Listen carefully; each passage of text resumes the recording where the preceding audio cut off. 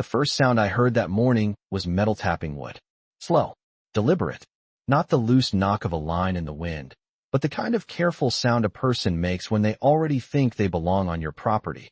Asterisk asterisk, I rolled out of bed, crossed the cold floor in my socks, and pulled the curtain back just enough to see the lake. Dawn was still gray, weak and unfinished, but I could already tell something was wrong. There were boats where there should not have been boats. Not one. 6. Sitting in my slips. Tied to my dock. I threw on my jeans, grabbed the old hoodie off the chair, and stepped out onto the porch barefoot. The air hit cold and damp. The lake smelled like algae, gasoline, and wet cedar. Halfway across the yard, I saw what had changed.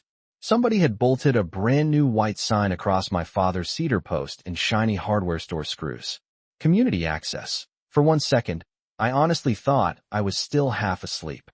Then I saw the ropes. Different colors. Different knots. 6 boats rocking like they had always belonged there. A pontoon. 2 base boats. Some little center console with a torn seat.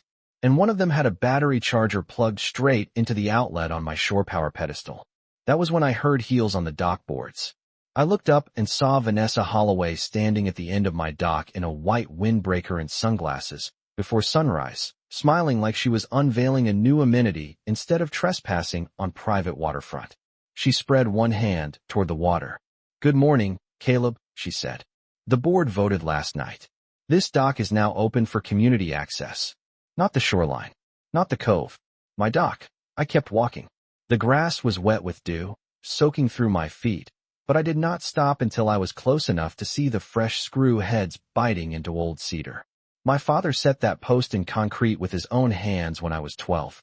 Burned our family name into the side, so lightly most people missed it unless the sun hit it just right. That morning, I did not see our name first. I saw their sign covering it. Vanessa watched me like she was waiting for a performance. She thought I was going to yell. She thought I was going to give the neighbors peeking through their blinds the show they came for. "One family does not get to keep the best stretch of water to itself forever," she said. "The neighborhood has rights too." That was the moment the anger settled. Not panic, not confusion, just that low, precise kind of anger that sharpens instead of burns. Because people who make mistakes apologize. People who do this before sunrise, with signs, boats, and an audience, are not confused. They are greedy. I stepped onto the first plank of the dock and felt that old cedar answer under my weight with the same creak I had known since I was a kid. Water tapped the pilings. A rope thudded softly against one of my cleats. Somewhere up the hill, a screen door opened and shut. "Who touched that post?" I asked. Vanessa smiled without moving. "Maintenance installed it after the vote." I ran my thumb over one of the screws. Still clean. Still sharp. Brand new metal buried in old wood. My father used to score cedar with the tip of a knife before he drilled anything. He said would deserved warning before steel went through it. Vanessa must have thought I was stalling. Really, I was counting. Boats. Ropes. Registrations. The charger on my meter. The fresh hardware in my father's post. Every careless detail people leave behind when they think a board vote can replace ownership. "You should move those boats," I said. She gave a little laugh. "Or what?" I looked past her at the slips, at the boats rising and falling in water that reflected my backyard, my dock, my house. Then I looked at the sign again, bright white against weathered cedar. "Or you were going to wish you had," I said. She smiled like I was bluffing. What Vanessa Holloway did not know was that the dock behind her was the one part of this property my father had made almost impossible to steal if the owner was patient enough to let people hang themselves with their own paperwork. And standing there in the cold, staring at my dock turned into a stage, I realized she had just made the biggest mistake of her life. I did not answer Vanessa again right away. I kept walking down the dew-soaked grass until my feet hit the first warm plank of the dock. And the whole thing answered with that familiar cedar creak I had known since I was a kid. The boats shifted against the cleats with soft rubber thuds, and every sound felt personal. Somebody had run lines through my rings, plugged gear into my power post, and left a coffee cup sitting on the bench my father built by hand one summer when the heat stayed above 90 for 2 straight weeks. Vanessa stood there with both hands folded in front of her like she was hosting a neighborhood brunch instead of trespassing on private waterfront. "You cannot just stand there and ignore a board decision," she said. Her voice was calm, practiced, almost amused. I looked past her to the shoreline and saw movement in windows up and down the cove. Curtains twitching, faces half hidden behind blinds. A man in a baseball cap pretending to adjust the straps on his trailer while watching every second of it. That was the thing about HOA people. They never just took your property. They made an audience first. "Show me the vote," I said. Vanessa folded her arms. "The minutes will be distributed after they are finalized. Then show me the rule." Her smile thinned. "It falls under shared recreational access." I nodded slowly, like I was considering it, but what I was really doing was listening. A gull cut across the cove. Somebody onshore coughed. One of the pontoons bumped the rub rail against my slip with a dull squeak that made the back of my neck tighten. I knew every inch of that waterline. I knew where the depth dropped off, where the clay got slick after rain, where the left slip post leaned 1 degree because a storm 10 years ago had pushed a drifting ski boat into it. That dock was not a generic structure to me. It was a map of years. The bench near the end still had a pale circle from where my father used to set his coffee thermos. The third board from shore had a knot in it shaped like Missouri, because he laughed when he cut it and said the lake had its own geography now. None of those people staring from their windows knew any of that. To them, it was water access. To Vanessa, it was leverage. To me, it was the last piece of ground on earth that still felt like my family had a voice. "You do know this is metered, right?" I asked, pointing at the charger plugged into my pedestal. She glanced at it and waved one hand like it was nothing. "We can settle utility adjustments later." That was the moment I knew she had gotten ahead of herself. Someone careful would have denied using the power. Someone smart would have ordered the boats out until the paperwork was clean. Vanessa had skipped straight to ownership language because she thought titles, votes, and confidence could bend reality. They can bend people sometimes. They do not do much against county records. I stepped to the edge of the dock and looked back toward the house. From there I could see the roofline, the back porch, the small upstairs window in my father's old room. Inside the hall closet, behind a warped shoebox full of spark plugs and spare fuses, sat a steel document case I had not opened in almost 2 years. I could picture it clearly. Survey maps, permit copies, tax records, old correspondence from the county zoning office. My father never trusted waterfront property to memory alone. He believed in paperwork the way preachers believe in scripture. "You seem very confident," I said. Vanessa lifted her chin. "Because I am right."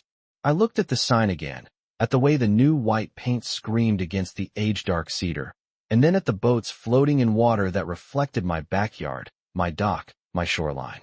"No," I said quietly. "You are just early." She frowned at that, just for a second, and I could tell she did not understand. Good. Let her keep thinking this was a dock dispute. Let the neighbors keep thinking I had been outvoted. By the time the sun climbed over the trees and the cove started glittering like broken glass, I had already stopped arguing in my head. I was building a list instead. Timestamps, photos, registrations, outlet usage, trespass, false designation, unauthorized access. I walked past Vanessa without another word, climbed the hill toward my house, and felt every curious eye on my back. They thought silence meant defeat. Around here, silence usually meant I had gone inside to find the papers. The hall closet stuck in humid weather, so I had to put one shoulder into the door before it gave with a dry pop and a little shower of paint dust from the frame. Inside, everything smelled like old wood, cardboard, and the faint chemical bite of motor oil that had somehow lived in this house longer than some families lived in entire towns. I reached past a tackle box with a broken latch, a yellow rain jacket stiff from age, and the shoebox full of spare fuses I had not touched in years, then pulled the steel document case down from the top shelf. It hit the floorboards with a weight that told me exactly what I needed to know. My father had not thrown anything away. I carried it to the kitchen table, the same one with a burn mark near the corner from when he set down a pan too hot, and laughed like it was the table's fault. Outside the window, I could still see the tops of the boats rocking where they did not belong. I flipped the latches open and the smell of paper rolled out, dry and dusty and weirdly comforting. Deeds, tax statements, survey copies, permit approvals in county envelopes, receipts in my father's block handwriting. He organized everything in manila folders with labels so plain they almost looked sarcastic. Dock, shoreline, utilities, access. I pulled the dock file first and spread the papers across the table while the refrigerator hummed, and a boat horn echoed once somewhere across the lake. There it was within 30 seconds. Parcel map. Stamped. Recorded. Our lot line marked clean all the way through the shoreline easement and out to the permitted structure. Then the survey overlay showing the exact position of the dock posts, the electrical pedestal, and the side slips. Nothing shared. Nothing communal. Nothing even close. I felt that first cold wave of anger settle into something much better. Direction. Vanessa had not just overreached.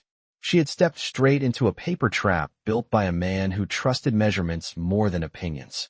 I kept digging. The permit packet was even better. The county approval named my father directly, referenced the structure as private accessory waterfront use, and included a maintenance clause stating responsibility remained solely with the property owner. Solely. That word sat on the page like a nail-driven flush. I set it aside and opened the utilities folder. Shore power installed on a separate meter tied to the house account. Water spigot run from my line. Maintenance receipts for the pedestal, the cleats, even the replacement boards after storm damage 8 summers back. Every single practical piece of that dock led back to me. No board vote on earth could change that before breakfast. My phone buzzed on the table.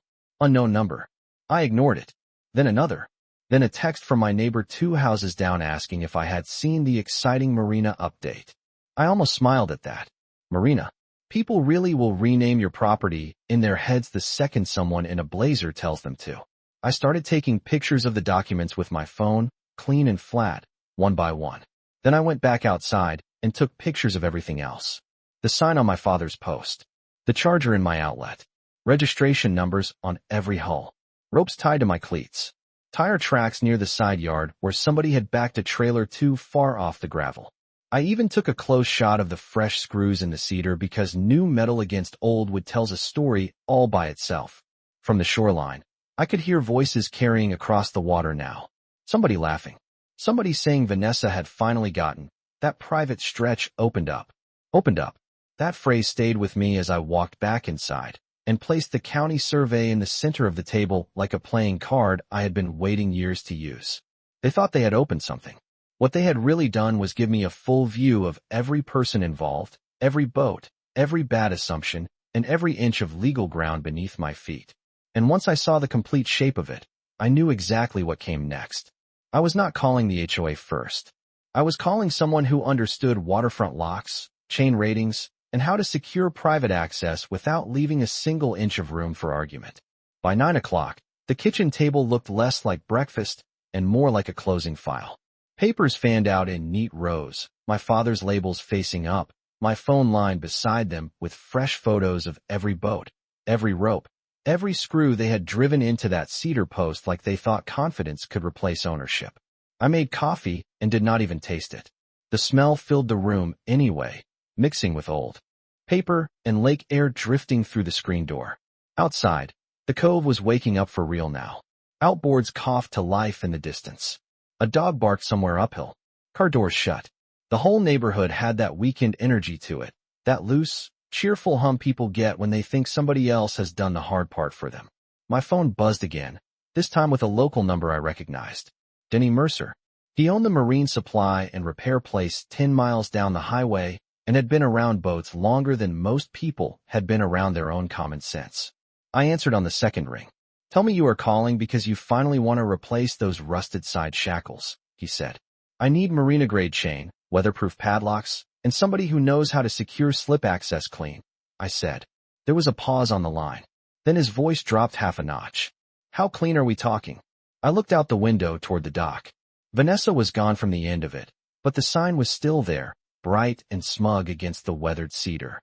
2 men stood near the shoreline talking beside a trailer, both glancing toward my yard like they already considered the whole thing settled. Clean enough that nobody can claim damage, and solid enough that nobody can pretend they did not understand the message. Denny let out one short breath that sounded almost like a laugh. You have paperwork? Enough to wallpaper the county office. Then meet me at the shop in 30. I hung up and started building a folder. Copies of the deed. Survey map. Utility records. Permit approvals. My photo log. I slid them into a blue plastic file case that still had my father's handwriting on the tab from years ago. Important. He had been dramatic about paperwork, but not wrong. Before I left, I called the county records office to confirm one detail I already knew but wanted stated plainly. The woman on the line sounded tired, efficient, and unimpressed with human nonsense, which was exactly what I needed. I gave her the parcel number, the permit reference, and the structure description. She clicked through whatever system she had on her end and came back with the words I had been waiting to hear from a neutral voice. Private permitted dock. No public designation. Attached.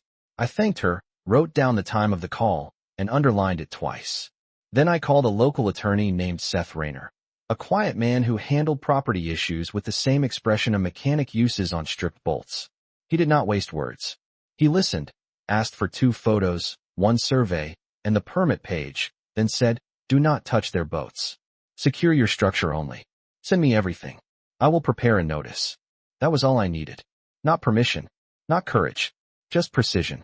I grabbed my keys, the blue file case, and one of the old ball caps hanging by the door. As I stepped onto the porch, the sun had climbed high enough to turn the cove bright and reflective, all glitter on top and trouble underneath. One of the pontoon owners was laughing now, cooler in hand, headed down toward my dock like it was part of some shared summer package. He gave me a casual nod, neighborly, almost friendly. "Looks like we finally got this area opened up," he said. I looked at him for a second, then at the sign, then at the 6 boats sitting easy in water they thought had become theirs overnight.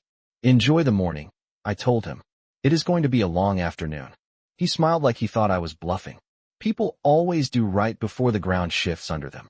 I got in my truck, backed down the gravel drive, and headed toward Denny's shop with the file case riding shotgun like evidence on its way to court.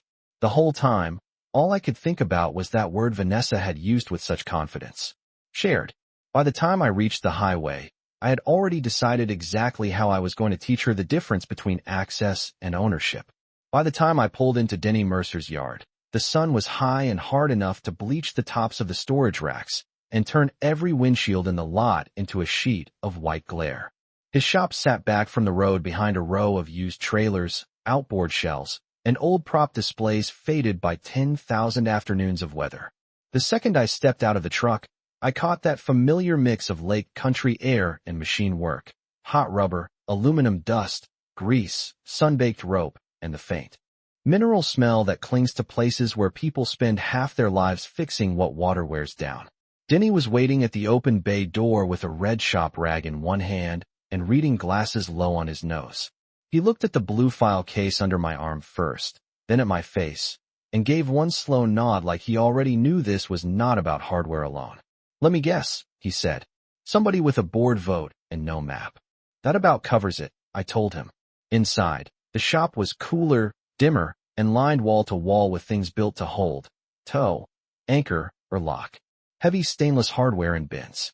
Marine chain in coiled stacks. Weatherproof lock sets hanging on pegs.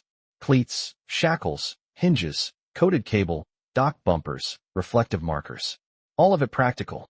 All of it honest. Denny cleared a space on the scarred wooden counter, and I laid out the survey, the permit page, and the photos of the sign, the shore power pedestal, and the 6 boats tied where they did not belong.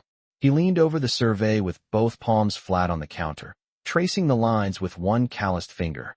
"There," he said after about 10 seconds, tapping the structure label. "That is your answer. They cannot touch the slips without crossing your access points. They cannot use your slips without attaching to your hardware. And if that charger is on your meter, they are not sharing. They are consuming." That word landed just right. Consuming. Not enjoying. Not using. Consuming. I showed him the photo of the fresh screws in my father's cedar post, and his jaw tightened a little. "They put that sign into private wood?" "Before sunrise," I said. He gave a low whistle and straightened up. "All right. Then we do this carefully." That was exactly what I wanted to hear. Not loudly. Not emotionally. Carefully. He walked me down the hardware aisle and started pulling what we needed with the calm of a man building a gate more than a trap. Coated marine chain heavy enough to discourage nonsense, but clean enough not to scar the finish on adjacent fittings. Stainless padlocks rated for salt exposure even though we were freshwater, because overkill is just another word for insurance when entitled people start tugging on things they should not touch. Protective sleeves for contact points. Tamper evident. Tags. He even added bright notice tabs so nobody could claim they had not understood the restriction. You are not locking boats, he said. You are securing private slip access on your structure. Big difference. Make that difference visible. I nodded. That difference was the whole story. At the counter, I called Seth Rayner again and put him on speaker. Denny listened without interrupting while Seth reviewed the photos and the permit language I had sent from the truck. Then Seth said exactly what I needed him to say out loud, with witness ears on it. You may secure your own access infrastructure as long as you do not board, damage, or alter anyone else's vessel. I am drafting notice to the association now. Deliver a copy electronically and post one visibly near the structure once the locks are in place. Denny gave me a glance that said there it was. Paper first, metal second, precision all the way through. While Seth talked, I signed the receipt and watched Denny write out each item by hand in his square, old-school block print. Chain, locks, sleeves, tags, hardware. No drama, just facts. Before I left, he slid one extra item across the counter, a small weatherproof document sleeve with adhesive backing. Put the notice where every eye lands first, he said. People ignore law until it is hanging at chest height. I tucked it into the bag and headed back to the truck with the hardware clinking low and solid in the bed of the cart. Outside, the afternoon heat had sharpened, and from somewhere beyond the highway I could hear the distant buzz of lake traffic building for the day. Back at my place, they were probably still smiling, still tying coolers down, still talking about community access like it had become true because Vanessa said it with enough confidence. I set the blue file case on the passenger seat again, laid the chain beside it, and started the engine. By then I was not angry anymore. Anger burns hot and wastes energy. What I felt now was cleaner than that. I had records, legal language, county confirmation, a lawyer, a locksmith plan, and 6 boats floating in the middle of the dumbest assumption this neighborhood had ever made. And by the time the sun went down, I was going to make sure every one of them understood exactly where my property began, exactly how far it ran, and exactly what happens when a person mistakes silence for surrender. When I got back to the house, the lake had that bright late afternoon shine that makes everything look calm even when it is not. The boats were still there, rocking easy in my slips like they had settled in for the weekend, and a few more neighbors had drifted down toward the shoreline with folding chairs and drinks like they were watching the opening day of some new amenity. Vanessa was back too. Of course she was. She stood near the end of the dock in a pale visor and crisp white sweater, talking with the kind of smooth confidence people borrow from a crowd. She spotted my truck before I even killed the engine, and I could feel the whole cove angle its attention toward me. That was fine. I wanted witnesses now. I grabbed the hardware bag, the blue file case, and my phone, then walked down the hill without rushing. Every step through the grass felt measured. The air smelled like cut weeds, warm cedar, and gasoline from an engine somebody had idled too long. Vanessa smiled before I even reached the first plank. I was beginning to think you had accepted the board's decision, she said. I set the file case down on the bench my father built and opened it in plain view. Papers, photos, survey maps, permit copies, county notes. I let the sight of it sit there between us for a second. You do not have a board decision, I said. You have a problem. That got a few heads turning. One of the men near the pontoon stepped closer. Somebody else lowered a drink. Vanessa kept the smile on, but it had gone tighter around the edges. You are overreacting, she said. The association has every right to designate shared use areas for neighborhood enjoyment. I slid the parcel map out first and held it where she could see the stamped seal. Then the permit page. Then the utility record. Private permitted structure, I said. Private utility service. Private maintenance responsibility. No public designation. No shared access easement. No community rights. I did not raise my voice. I did not need to. The words carried on their own. Vanessa gave the papers one quick glance and waved a hand like official documents were. Just rude opinions. Our attorney reviewed the recreational language in the bylaws. Then your attorney missed the county line, the permit language, and the part where your people plugged into my meter this morning. That landed harder than the rest. The pontoon owner looked over at the charger on the pedestal. Another neighbor looked at the sign on my father's post, then at the fresh screws, and for the first time all day I saw uncertainty move through the group. Vanessa heard it too. You can always tell when a crowd starts slipping away from somebody. Their posture changes before their words do. This can be resolved later, she said quickly. There is no need to make a scene. I almost admired that. She had spent all morning staging one, and now suddenly she wanted privacy. I pulled my phone from my pocket and opened the message from Seth Rayner. Attached were the notice letter and a short statement confirming I was within my rights to secure the structure against unauthorized access so long as I did not interfere directly with any vessel. I printed it at Denny's shop on heavy white paper, and now I slid the first copy into the weatherproof sleeve. It is already being resolved, I said. I walked to the cedar post and pressed the notice flat at chest height, where that bright white sign had screamed all morning. Private structure. Unauthorized use. Access secured pending legal review. Remove all vessels immediately. The crowd got very quiet after that. Quiet enough that I could hear water tapping the pilings and the little click of a cooling engine somewhere across the cove. Vanessa stepped toward me, voice low now, no longer performing for the windows. You cannot embarrass the association like this. I turned and looked at her, really looked at her, at the visor, the polished smile wearing thin, the confidence she had built out of votes and assumptions and an audience. You embarrassed yourself when you put a public sign on private cedar, I said. Then I set the hardware bag beside the bench, one lock clinking softly against another, and I saw the exact second she understood what the rest of the neighborhood was only beginning to suspect. I was not there to argue. I was there to close something.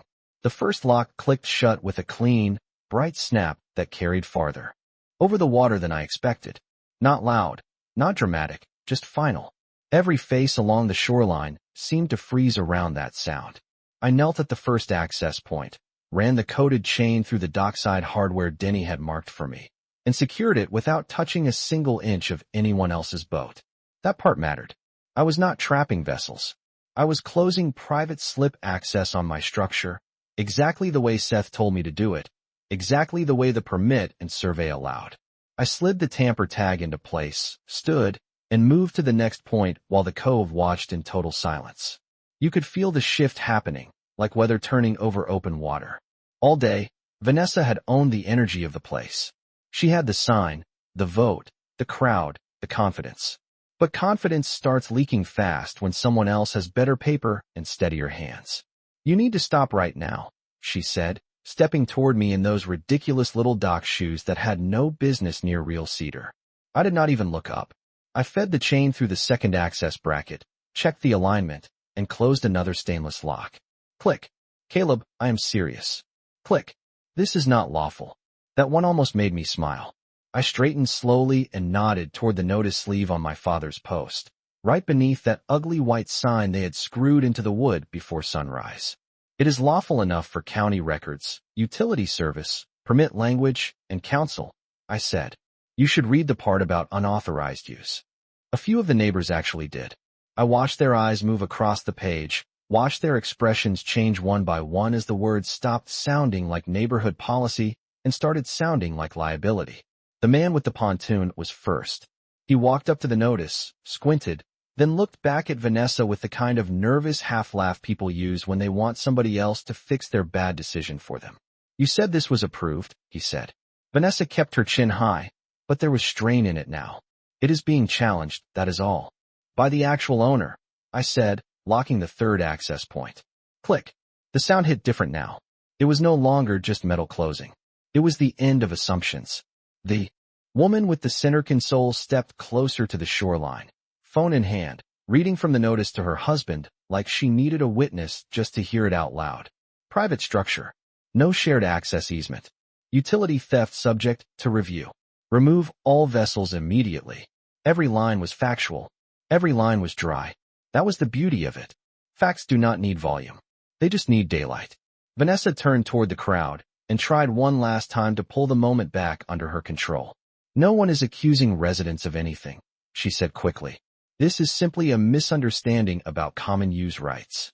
I reached into the hardware bag, pulled out the fourth lock, and held it for a second in my palm. Cool steel. Solid weight. The same kind of weight the document case had when I pulled it from the closet that morning. No, I said. A misunderstanding is borrowing a chair. This was a sign, a vote, 6 boats, and my power outlet. That ended the last of the murmuring. Nobody had a smooth answer for that. I moved to the final access point just as the sun started dropping low enough to turn the lake copper at the edges. The water slapped softly against the pilings. One gull cried out somewhere beyond the cove. A screen door banged shut uphill. Ordinary sounds. Ordinary evening. And right there in the middle of it, Vanessa Holloway stood on my dock watching her entire little performance peel apart one practical detail at a time. When I closed the last lock, the chain settled into place with a quiet rattle and then stopped moving altogether. No drama. No raised voice. No scene. Just a secured structure. A posted notice. 6 very nervous boat owners. And a woman in a white sweater realizing too late that she had built her authority on the one thing my father taught me never to fear. Paper. I picked up the empty hardware bag, folded the spare copy of the notice back into the file case, and looked out over the slips. The boats were still rocking gently, but the mood had changed completely. They were no longer symbols of takeover. They were evidence floating in place. Vanessa opened her mouth like she still had one more command left in her, but nothing came out. She had finally run out of borrowed certainty. And standing there with the evening light on the water, the fresh locks glinting against weathered cedar, I knew the next sound I was waiting for would not be another argument. It would be the first phone call from somebody asking how this had gone so wrong. The phone call came at 6:14 the next morning, just as the first light was turning the lake from black glass into rippled steel. I was already awake, standing at the kitchen sink with a mug in my hand, looking out at the dock through the screen door. The locks were still there, bright and motionless against the weathered cedar, and every one of those boats was exactly where it had been the night before, only now they looked different. Smaller, less like a takeover, and more like a mistake nobody knew how to explain in daylight. Seth Rayner's name lit up my screen. The association's council called before sunrise, he said without preamble. They want immediate removal of the sign, immediate vessel removal, and they are requesting a private meeting this afternoon. I looked out at my father's post, at that crooked whiteboard they had bolted into old cedar like they could rewrite ownership with a drill and a vote. And I asked. Seth let the silence sit for half a beat. And they would like to avoid formal escalation. That was lawyer language for panic. By 7:30, the cove was awake again, but it was not the same crowd as yesterday. No folding chairs. No smug little lakeside smiles. No easy assumptions floating around with the morning humidity. Just owners walking down to the shoreline in tight faces and hurried steps, reading the notice again, checking their ropes, glancing at Vanessa's house like maybe she would emerge with some magical sentence that made county records disappear. She did come out eventually, but she did not look like the woman who had stood on my dock before sunrise in white sunglasses and borrowed authority. She looked tired, pressed, smaller somehow. Her sweater was gone. Her hair was pulled back too quickly. And when she walked down toward the water, nobody moved aside for her the way they had the day before. That was the first real consequence. Not the legal notice. Not the locks. The loss of belief. Caleb, she called from the shoreline, trying for calm and landing somewhere. Near brittle. We need to discuss a temporary solution.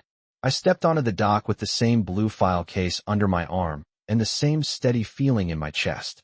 Water tapped softly against the pilings. A fish broke the surface once near the reeds and vanished. The whole lake smelled like wet wood and morning air and the clean kind of quiet that comes after a storm has already passed. There was a temporary solution, I said. It was called not putting 6 boats in my slips. A few heads turned away at that. Nobody wanted to own yesterday out loud anymore.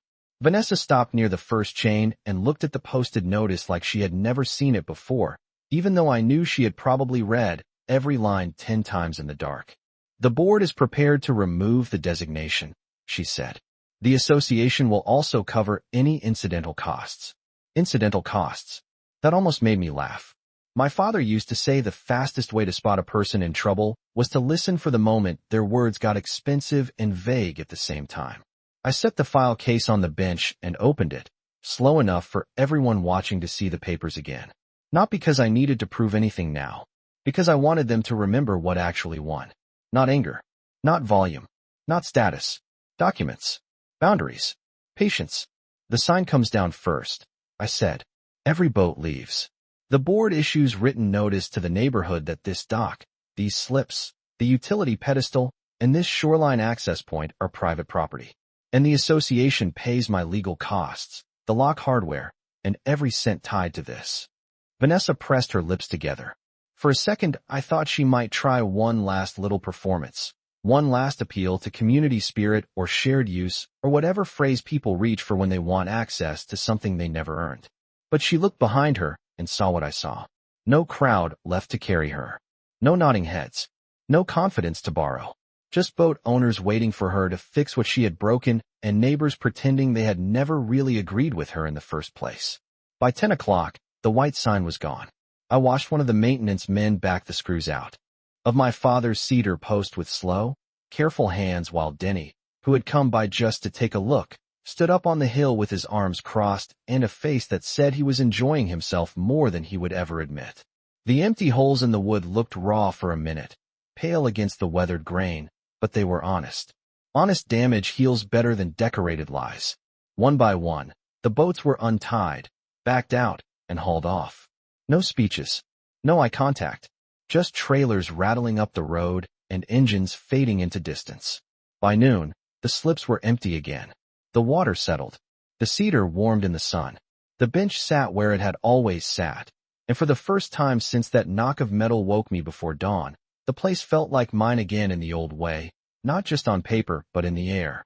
Later that afternoon, Seth emailed the board's written statement. Private property acknowledged. Prior action rescinded. Costs to be reimbursed. Future unauthorized use prohibited. Vanessa resigned from the waterfront committee by evening, and by the end of the week, people in the neighborhood had already started telling the story like it had happened to someone else in some other cove. That is how people survive embarrassment. They push it away from themselves until it sounds like weather. But I still see it clearly when I stand on that dock at sunrise. The white sign, the fresh screws, the 6 boats, the way they all thought silence meant weakness. My father was right about wood. It deserves warning before steel goes through it. Maybe people do too. Because in the end, I did not take anything from them. I just closed what was mine, held up the paper, and let the truth do what it always does when given enough daylight. It locked every one of them out.